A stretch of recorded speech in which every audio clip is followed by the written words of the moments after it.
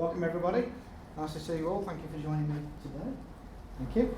Right, so I'm going to be talking about how we can get talents from one brain, from one human mind, and transfer them into others. Because that's the kind of thing that managers in companies talk about. They say, oh, I've got a really fantastic sales guy or a really fantastic customer service rep. I wish I could clone them. I wish I could have more people like that. So, why are we all here? We are all here because we think neuroscience is awesome. Would that be fair? As a human brain? Actually, it was a cauliflower. Actually, I didn't have a human brain. I figured a cauliflower was about the same size and weight, so I used a cauliflower. Look quite small. We think neuroscience is awesome because we want to know how we work. Would that be fair? We missed out on sweets. We want to know how we work. We want to understand ourselves better, don't we? Aren't we obsessed with doing quizzes in magazines and, are you a compulsive shopper and, reading horoscopes? We want to understand ourselves better because we are the only person in the world who will never see ourselves. You will never see yourself. You might see a video of yourself, you might see a reflection in the mirror, but you will never see yourself in the same way that others do. So you're missing out. So we want to understand ourselves. And we want to control ourselves. And maybe other people. There's some awesome neuroscience facts, which I'm very nervous about telling you about, because people might disagree with me. We used to think that nerve cells don't regenerate, and once they're dead, that's it. That's not true. They do regenerate. A lot of your brain is plastic, which is good news if you have something like brain injury or a stroke. Functional areas can move around quite a lot.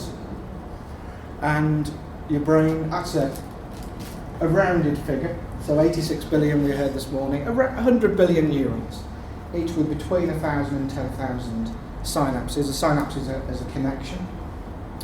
And it's an American billion, I'm afraid. It's obviously not as much as a good old-fashioned, hard-working, honest British billion. But I think either way, you will agree that is a lot. Not only is it a lot, it's a lot packed into a very small area, which means until very recently, we did not have the technology to look at how this thing functioned. We had very coarse tools to look at how this thing is built, how this thing we call a brain is physically constructed, and even begin to guess at how it does what it does. Some even more awesome neuroscience facts for you. Scientists, probably mad scientists in a castle somewhere, have electronically inserted memories into the brains of mice. They've taken memories from one mouse's brain and they have physically transplanted them into another mouse, second mouse's brain, and the second mouse remembered things that the first mouse had learned. Scientists have put a worm's brain into a robot. So we heard this morning about the connectome. Scientists have dissected a worm's brain, all 340 neurons of it, and turned it into a series of program instructions in a robot's brain. And the scientists said the connectome of the worm was mapped and implemented as a software system, and the behaviours emerge. This is very different to what's being done in robotics up until now. What's happened until now really is that researchers try and make robots do something.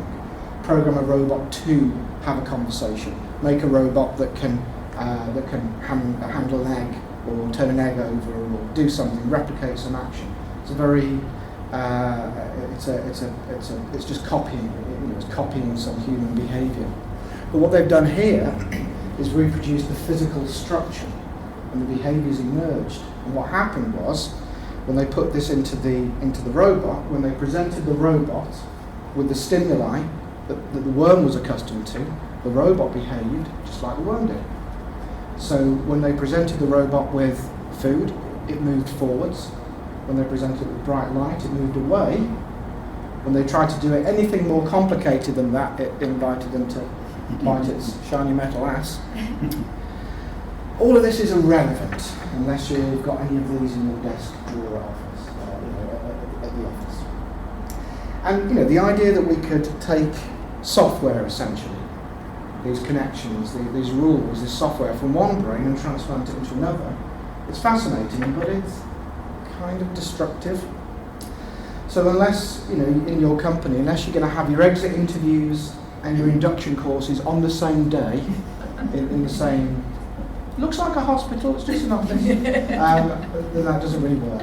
Welcome to your exit interview, just lie down, go to sleep if you feel like it. So unless you've got that, then it's very difficult to understand how can we bridge the gap between neuroscience research and practical application in business. Luckily, that's what we're all here to talk about for 2 days. What do we really want? What do we really want to know? What we really want is to apply our knowledge of neuroscience practically in the workplace or the classroom. And what that really means, if we're honest, is we want to learn neuroscience to get people to work harder and learn faster. Fundamentally. And we've been doing that for hundreds of years. Our tools have improved over that time.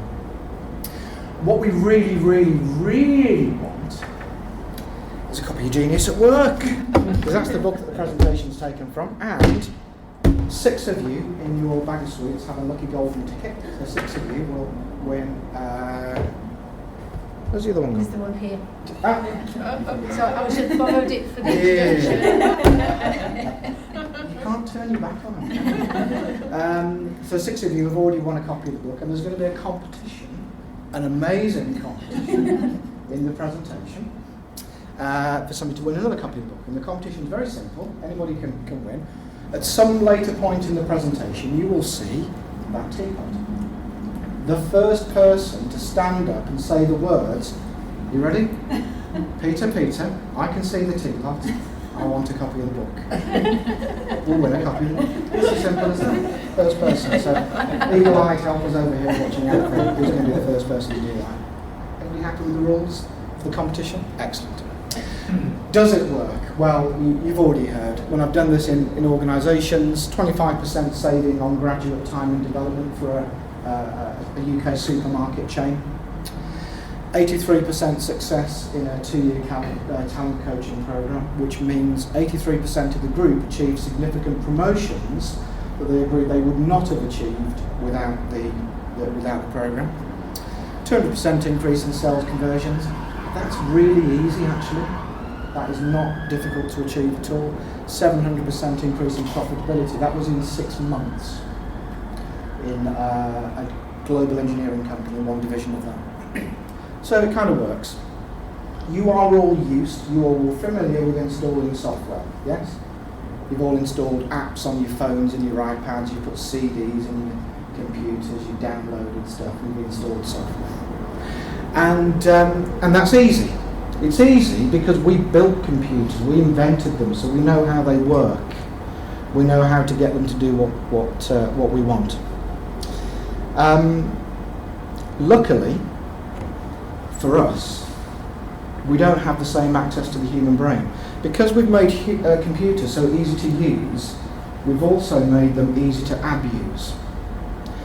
And so not only can you download software programs that you like, that you want, like Candy Crush and all that sort of stuff. The reality is that hello, Marie. Hello. There's your Oh, thank you. So, it's reviews, and so you all know about computer viruses. Has anybody ever contracted a computer virus on your, not you personally, but on your computer, obviously? Malicious software that's created by somebody who is going to get your computer to do something that you didn't want it to do. And so, luckily, that's not possible for the human brain. You can't just, some malicious hacker can't just install software in your brain against your will that gets you to act and behave in a way that you didn't intend. Or are there brain viruses?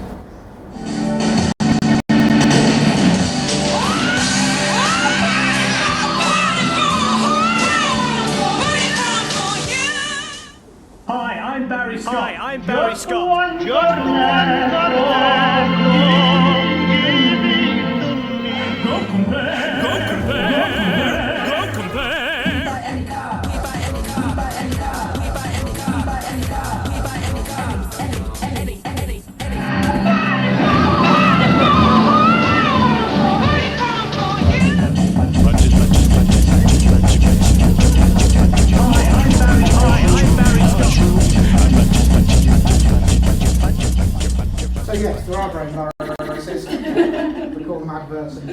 daft jokes that we can't get out of our heads.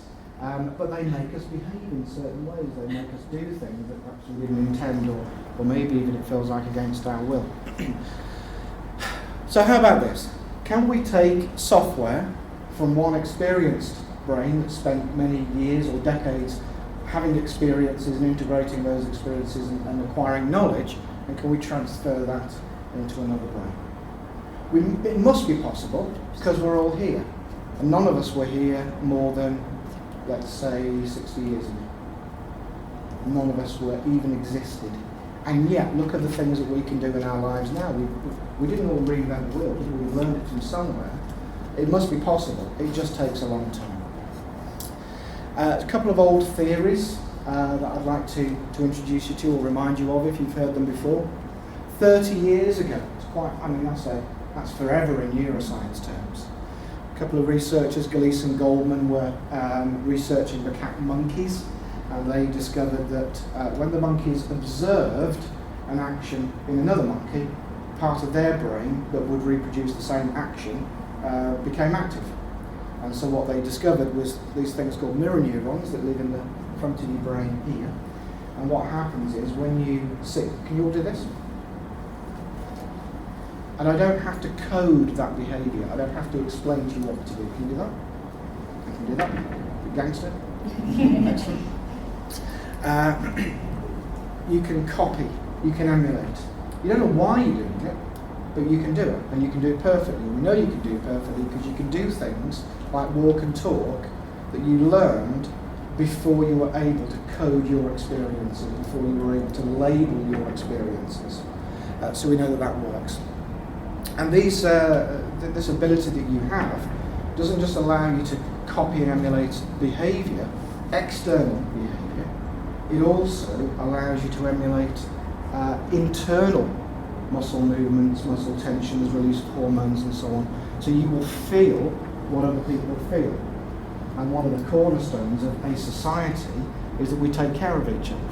And one of the theories about the reason why we take care of each other in social species is because we feel empathy. If somebody else is hurt, we feel it too. If somebody's in pain or they're afraid, we feel it as well.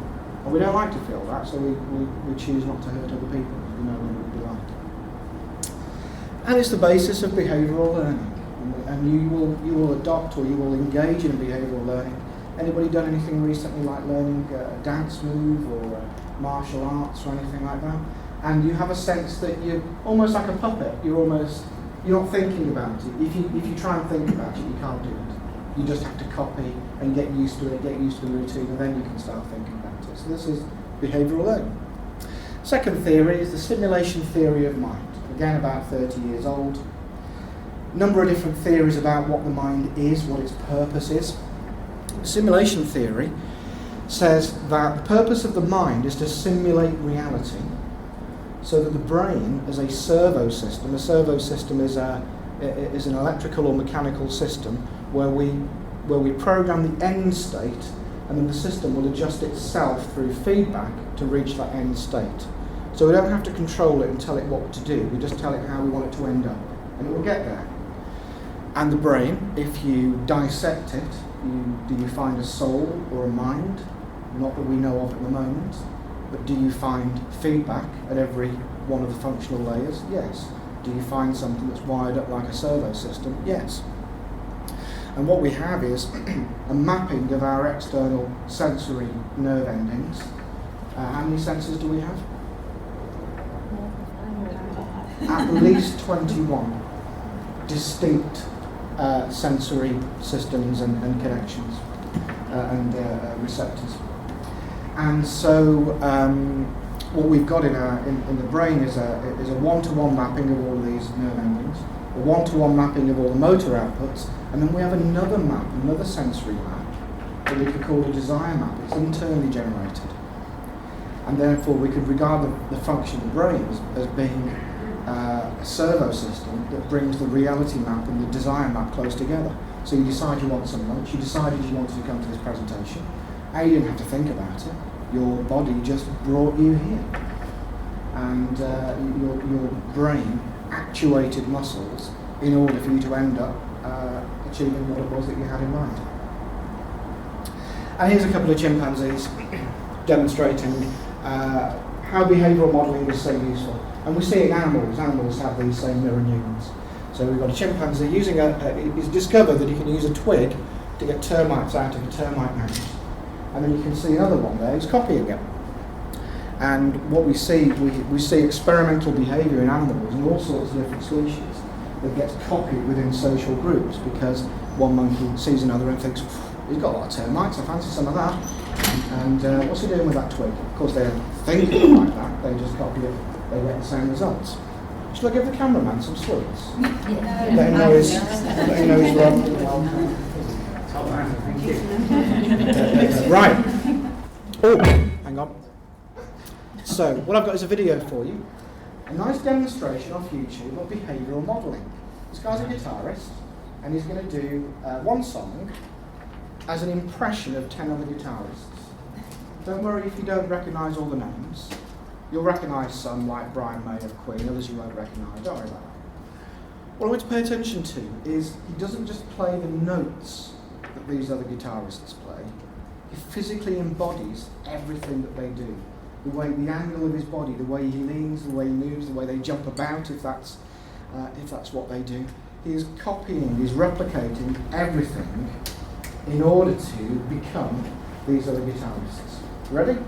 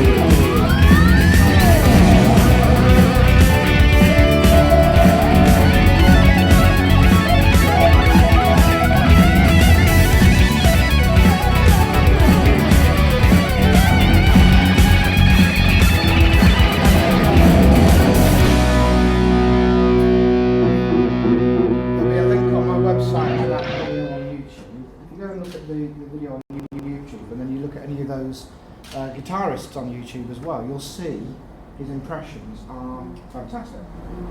But that's all that they are. So he does a great impression of Brian May. That is all that it is. It is no more than Brian May, no more than Mark Knopfler. I'll show you another guitarist later on that's quite different to them. Behavioural modelling is the basis of apprenticeship schemes.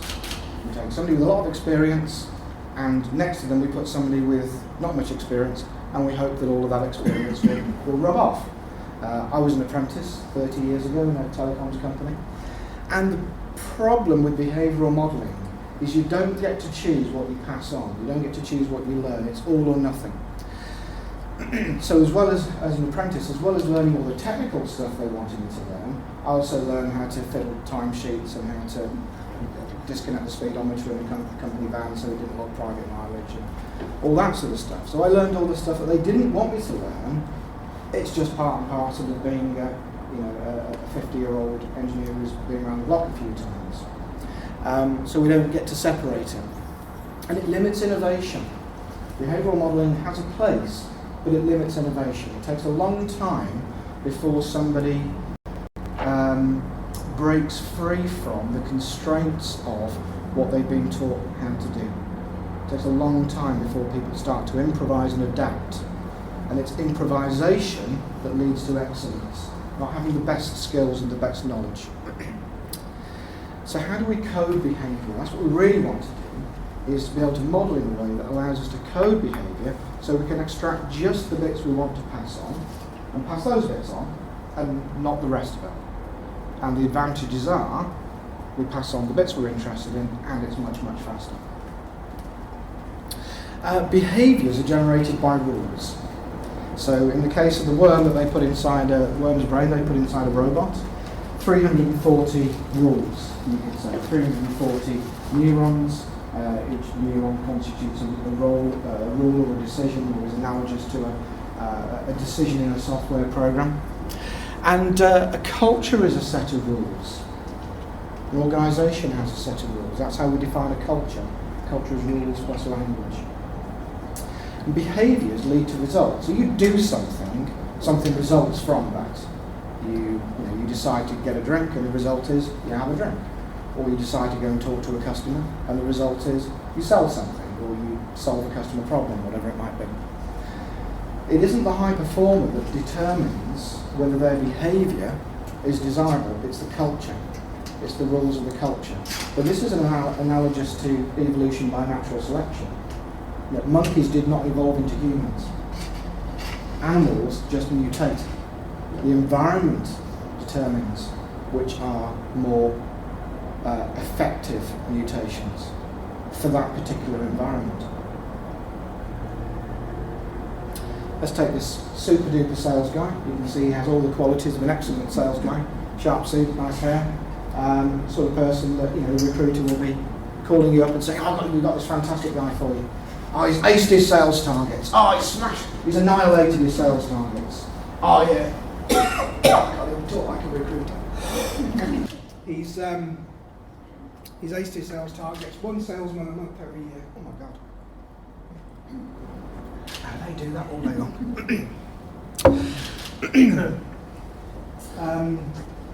And so you want to hire him.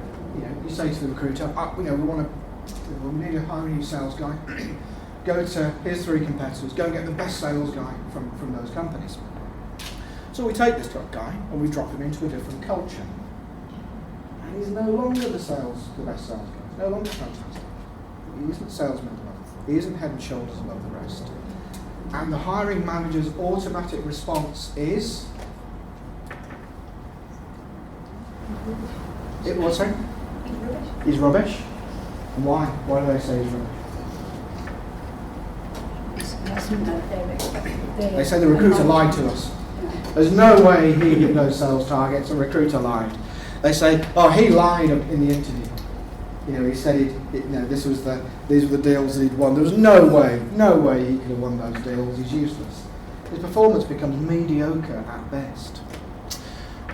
People are sarcastic. They say, "Oh, if he could sell our products as well as he sold himself at the interview, he'd be all right." And that's what people say. The problem is not the person. The problem is the alignment between the person and the culture.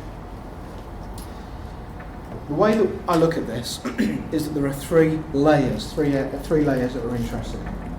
So within the person, there are a set of perceptions and thoughts. So you have a unique perception of the world. The world looks and sounds a unique way to you, and you make sense of it in a way that's unique to you. and you think about it in the way that you need to. And then on the outside layer, the culture and the environment. The culture has a set of rules, remember. And those rules determine what gets measured, what gets recognised, what gets encouraged, what gets discouraged. And then in the interface between these two sets of rules, we have behaviour and results.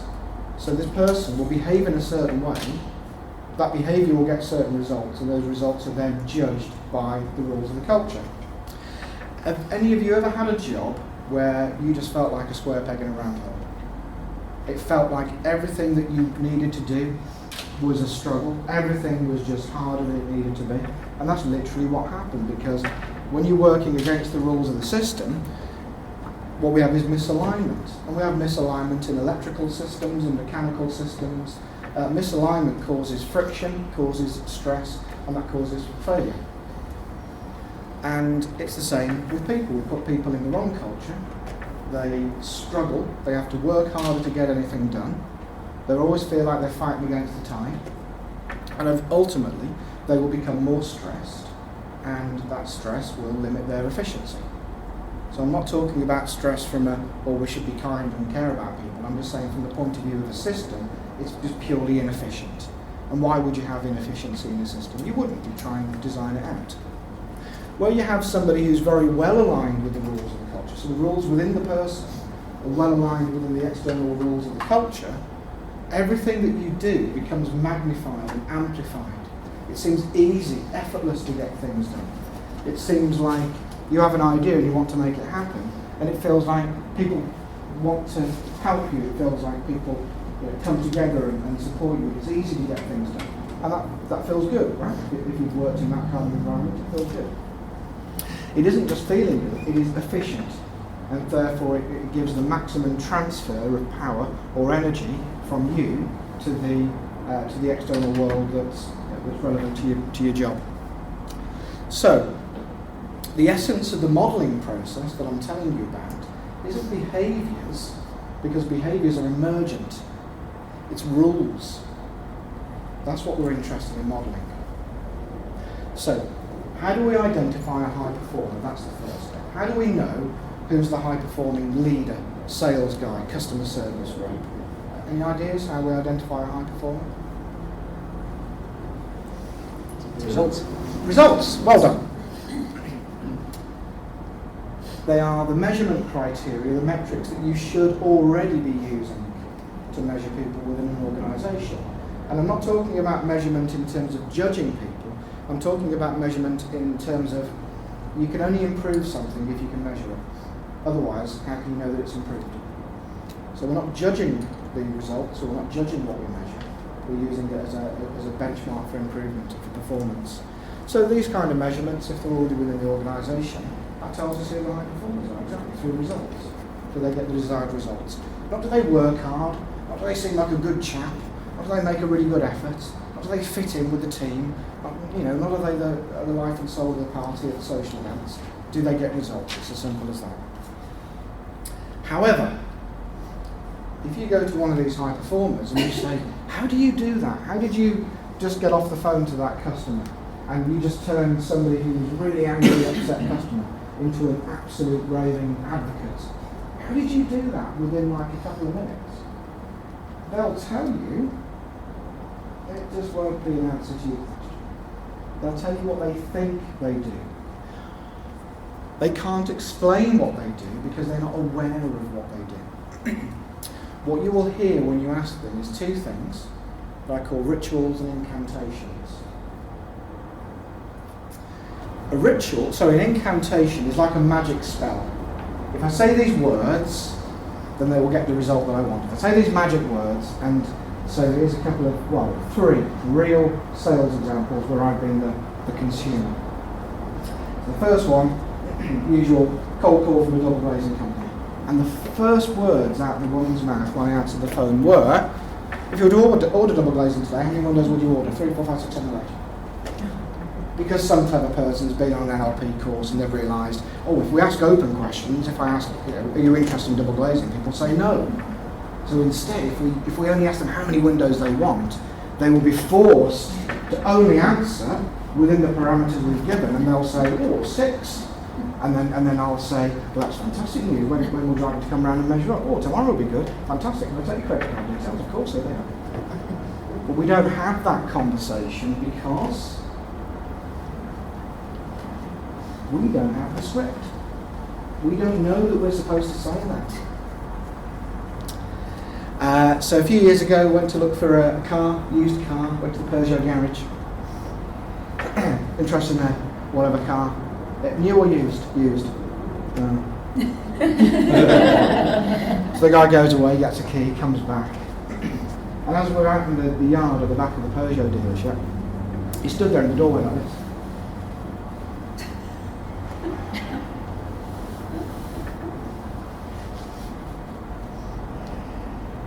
Making us feel, that we're really stopping him. We are standing between him and his next conversation about last night's football with his colleagues. And as we come back in and give him the key back, he suddenly remembers he's had his sales training, he's been given the incantation magic words, and he has to say them. How does the company, how do companies like this check that the salespeople are saying the magic words? How do they check that? Survey? Mystery shoppers. They have mystery shoppers who go around and pretend to be interested in the car, and they report on whether the salespeople are saying the magic words. And the magic words were, so, and you see yourself sitting in a new Peugeot.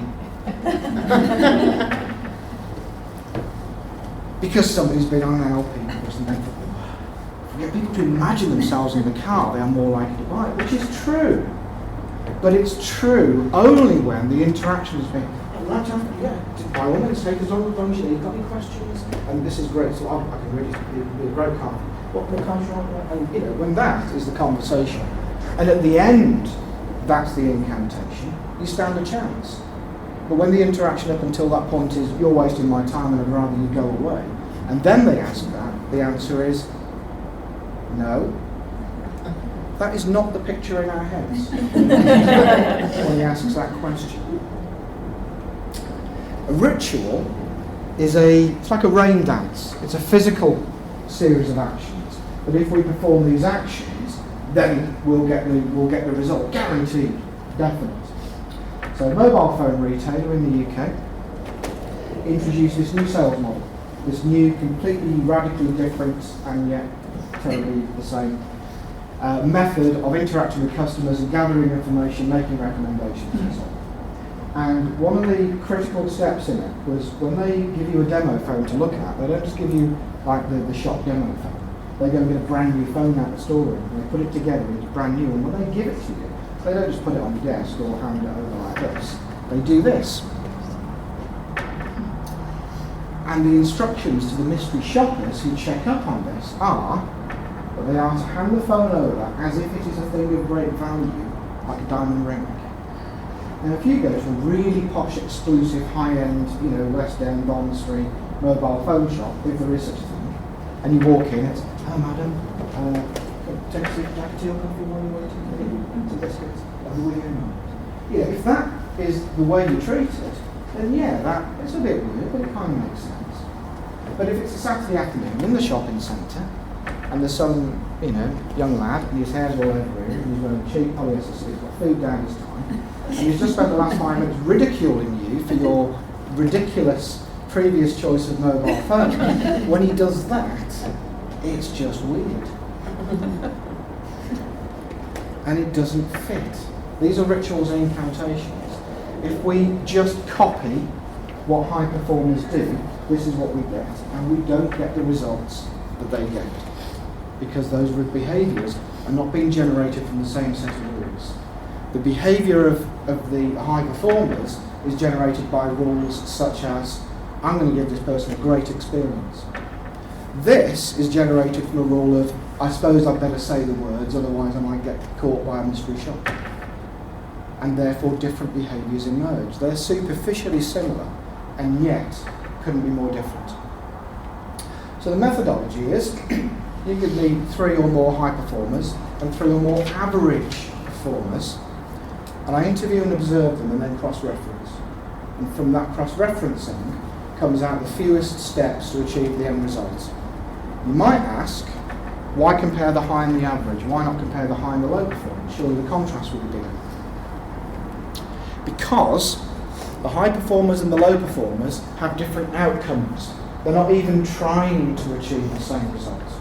What would be the outcome of the high performer in a sales team, the best sales guy in a sales team? What would be his or her outcome? Big bonus. Bonus, yes, in order to maintain the horrendous lifestyle that they've become accustomed to, yes. And what would be the outcome of the lowest performer in a sales team? Dismissal. Yeah. Dismissal. Yeah, not get sacked. And because their behaviours are motivated by different outcomes, they do totally different things for different reasons. So we can't compare the high to the low, we compare the high to the average, because at least they're trying to achieve the same results. So I'm going to show you another video. This is a guy that Marie and I saw in Spain a couple of years ago when Marie was over one of my fantastic courses. Learning about this, actually, learning about the modelling process. And this guy's very different. So the first guy you saw, behavioural modelling, fantastic impressions, but that's all that it was. The guy I'm about to show is a guy called Byron Johnson. And what he does, what we discovered when we saw him in Spain, was that he uses very similar techniques to what I use to acquire new styles of playing the guitar from gypsies, from flamenco guitarists, all different musical styles that he encounters around the world. And they don't just play the guitar differently, they use it as a fundamentally different instrument to make different kinds of sounds that I've never seen before. I don't think you've ever seen before. It's phenomenal. Inspiring, amazing. So I went to interview him earlier this year in order to produce this video just for you, just for today. And you're the only people who are going to see this, because this isn't going to be on YouTube. I'm serious, this is not going to be on YouTube because he asked me not to share it. So what he's going to show you is a series of demonstrations of different simple ways of using the guitar, playing the guitar. But what you'll notice is he doesn't just separate one style from another. Each demonstration he gives builds on and integrates the one before. And he isn't just pretending to be a flamenco guitarist. He integrates their rules, their behaviour, their programming into his own style, into his own personality. And so what you see is an integrated style of learning, which allows him to improvise and adapt to the extent that he then writes music, he composes, in order to exploit the styles that he's acquiring and that he's integrating.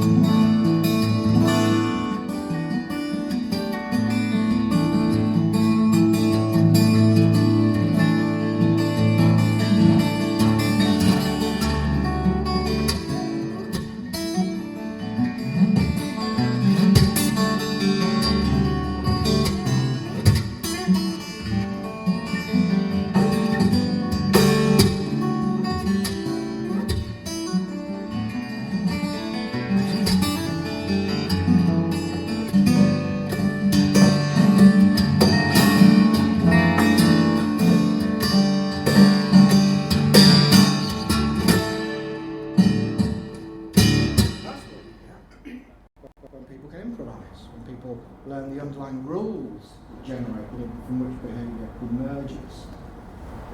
That's quite different, wasn't it? The first one, you could say, it's like brown mipe. That sounds like Mike Longfellow. Here, there is nothing in that is a copy of anybody that is learned from. But you might find a little kind of a flavour, an essence of flamenco. But it's not that obvious. So that's what happens when people can improvise. Finally, how do we install this into other people? This is a UK hair and beauty retailer. These are tubes of hair colour. Would you buy the one in the middle? Not for yourselves, obviously, because it's hair colour, but for a friend. Would any of you buy the one in the middle? Why not? Been tampered with. Well, the tube inside's all right. So it's only the box. It's been damaged by a member of staff when they've opened the box using the incorrect tool that is not in the Holy Bible of the Procedures Manual. And the managers that wrote the Procedures Manual are perfect, and therefore the Procedures Manual is a perfect book of magic spells, of incantations that staff automatically follow, and therefore a customer did that and ran away. Seriously, that's what the regional manager said our customers done. So they've got two types of employee. They've got Daisy. Peter, I see a teapot. Wow! And And you want a copy of the book? Can I have a copy of your book? yeah. Congratulations.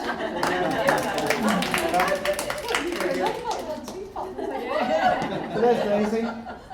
Lazy Daisy, who just uses whatever's to hand to open a box, pair of scissors, craft knife, bodge, damages the products inside, puts them out on the shelf in a way because she doesn't care, because her motive is get it done as quick as I can so I can go and have a tea break.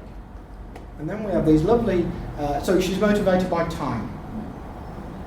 And then we have Rosie, the Rosies of the world, and they do things right. If you watch Rosie, she'll go around the store and she'll get a safety knife, and she'll use a safety knife to open the box. So what the managers look at is they say, oh, Rosie, she's conscientious. She does things properly. She follows the procedures manual. No, the differences between high performers and average are tiny. They both think about using the scissors or the craft knife. They both have that thought. The difference is Daisy doesn't play that thought any further. Rosie plays it out to, but what if I damage the stuff and then this happens, and I'll go and find the safety knife because it will save me time. They are both motivated by saving time.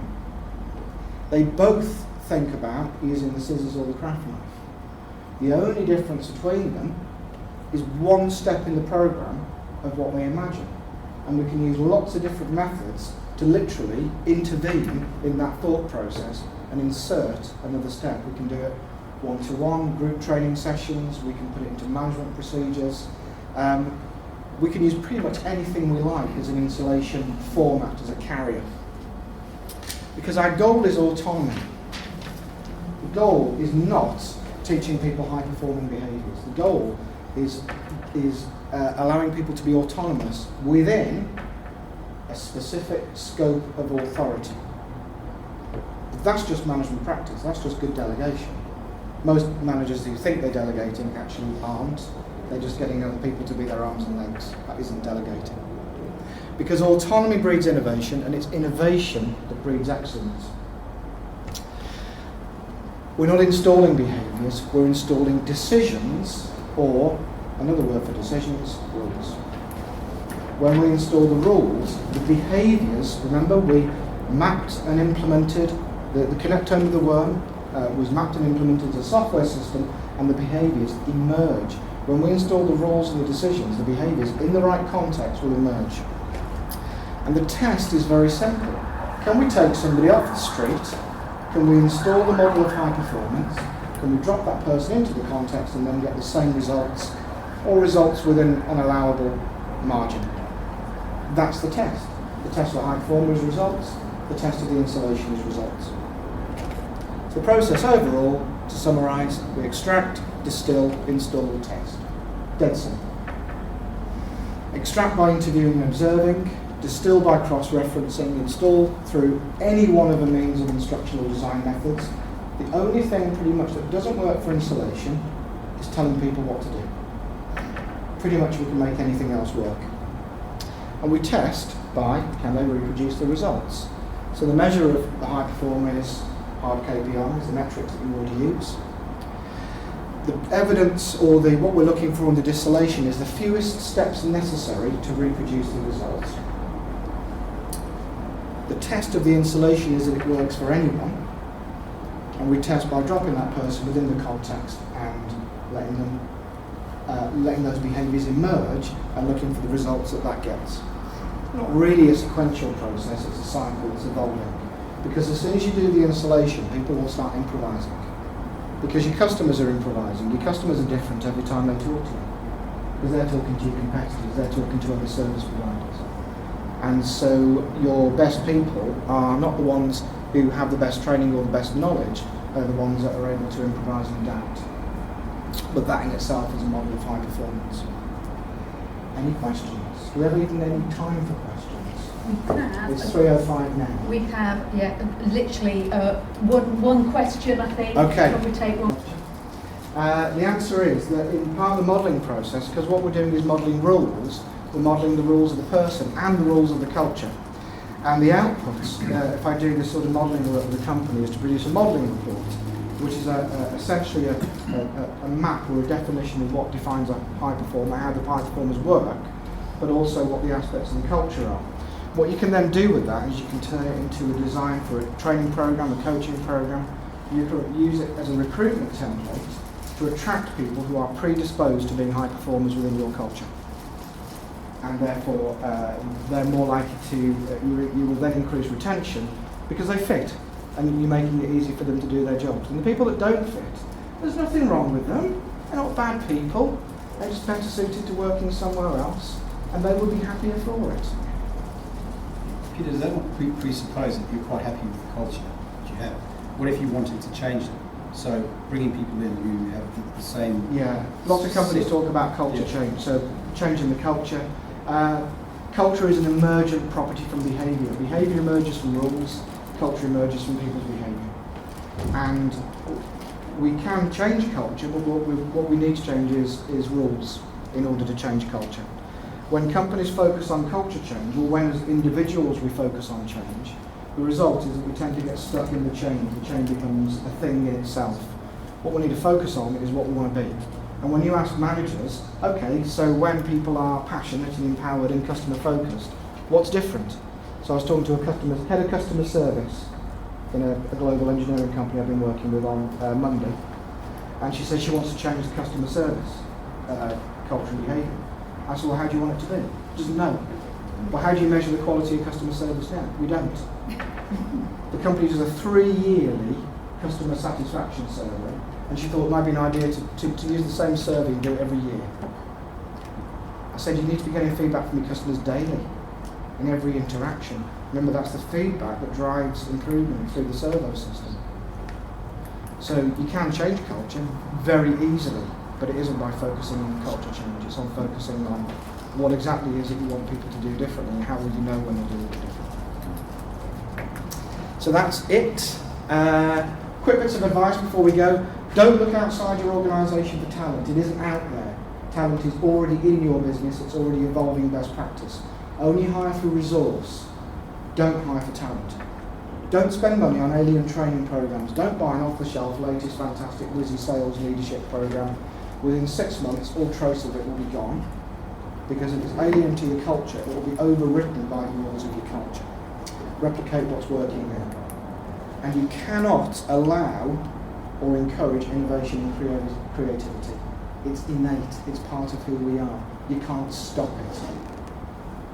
On my website, front page, this link here that Ben just showing you, there's going to be links to videos or some YouTube videos. There's going to be sample modelling reports that you can get, links to research and so on from today.